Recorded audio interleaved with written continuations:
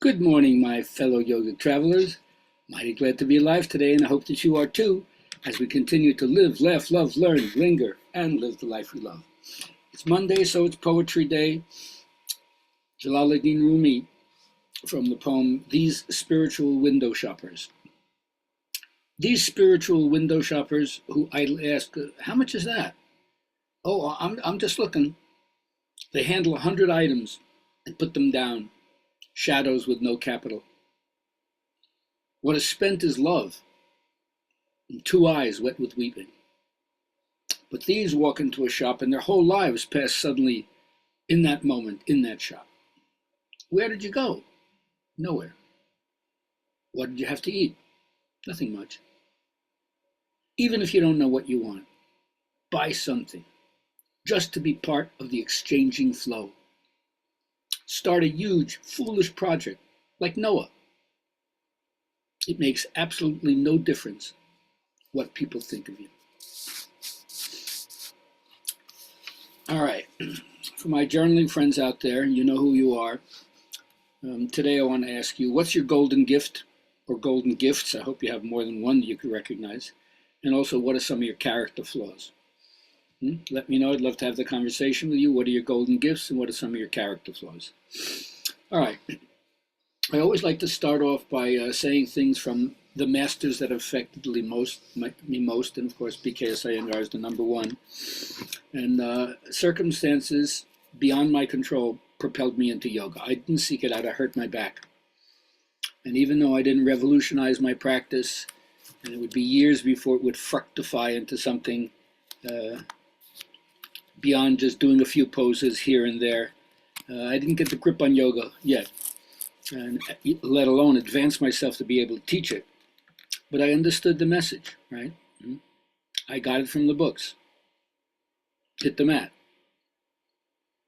What's the use of reading if I don't understand myself? So I grew from a half-hearted, immature practice to devoting a tremendous amount of time, not just about to the practice, but to living yoga as a lifestyle.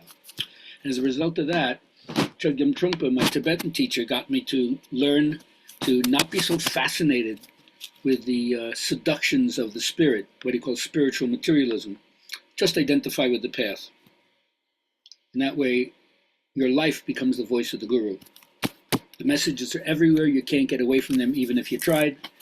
And then what you might think of as the magic quality of the teaching takes over without any astounding gadgetry or trickery. You just blend your head and heart, and you find that in your daily life, there's self-existing teachings. They maintain themselves by their own self-propulsion. So you don't have to do anything except pay attention, and the path is right there.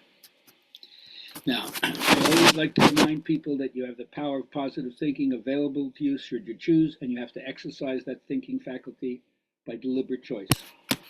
You get to choose how you vibrate. And when you choose how you vibrate, if you do it in a positive way, you have an excited anticipation about what you're expecting. And so you have to let that kind of law of attraction be your ally, and it's going to rendezvous with the vibrations that are active in you, make them good ones. So this is a kind of truth, the interactive aspect between what you say and how your life turns out. You can't lose anything by acquiring knowledge of this truth. So you know what you really are deep down inside. Nothing can deny its own nature. So don't give in to negativities. Starve them to death so they lack expression. And then your own presence will mirror a certain kind of healing and blessing with no special effort on your part. So overcome any cynicism, overcome any skepticism, overcome any nihilism, just because there's so many ways you see in which authority has been misused. You don't have to fear that you'll make a mistake that'll do harm to you or somebody else. See all those negative thoughts. Just realize the positive thoughts that you have within yourself will be projected outside on the screen of space as conditioned event and circumstance. So strive to be better in whatever way you understand that, and everything around you will become better too. And keep giving. The material things are the least of what you have to give. Give of your time, give of your patience, give of your humor, give of your silence. finally, I just want to say this to my older friends out there, since there's a spectrum of people who are listening to this. There's a lot of people, especially my longtime friends, like me, who are looking at end of life issues.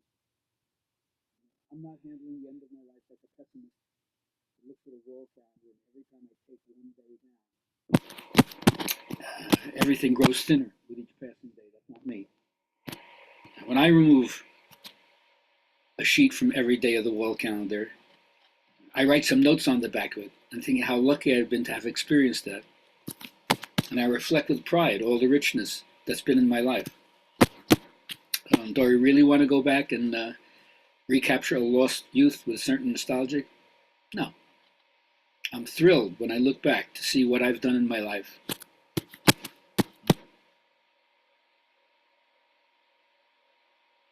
I have the reality of my past, the reality of the work I've done, filled with love, and any of the suffering that I've gone through as bravely as I could, with as much dignity as I can, with as much compassion for myself and other people as I can. That's what's made it all worthwhile. Peace be with you all.